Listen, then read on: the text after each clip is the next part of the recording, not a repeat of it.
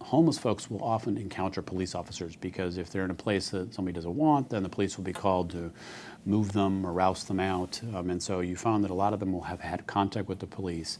Doesn't necessarily mean it translates into a charge or into actual time in jail. We did find some of the youth did in fact spend some time in jail.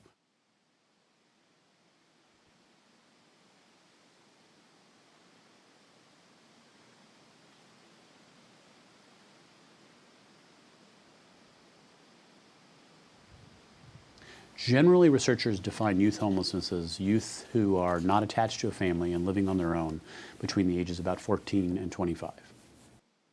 Very seldom do we have youth, when we ask them why they were homeless, gave us only one answer. There are kind of three large reasons that people are homeless. One is economic instability, which that typically, usually we're talking about jobs, not being able to find well-paying jobs, jobs with benefits, that kind of stuff. The other one is in fact housing insecurity, because sometimes jobs that they can get may not necessarily be enough to pay a rent, particularly in hard market areas like Atlanta. And then the third major reason is for family problems. We got a lot of young people, and this is most prevalent among LGBT youth who are basically thrown out of their homes, can't rely on family support in a systematic way. And so then they leave home and are detached from their homes because of family conflict of sorts.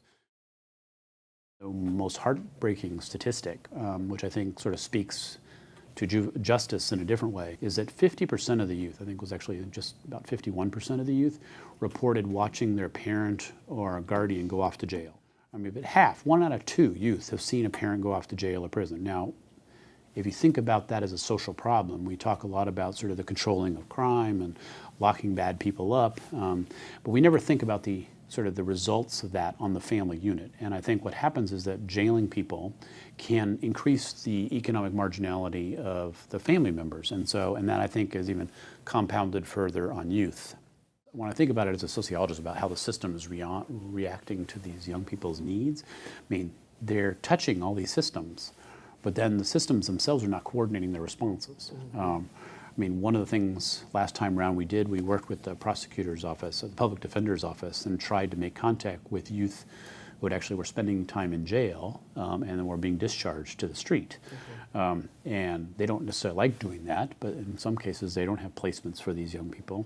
So then therefore they leave jail, and where do they go? They go, here's the door, you're free, and then they're back on the street. And then the question is, how do they do that to survive? Do they go back into petty crimes to sort of, make ends meet? Who are they meeting while they're in jail? So.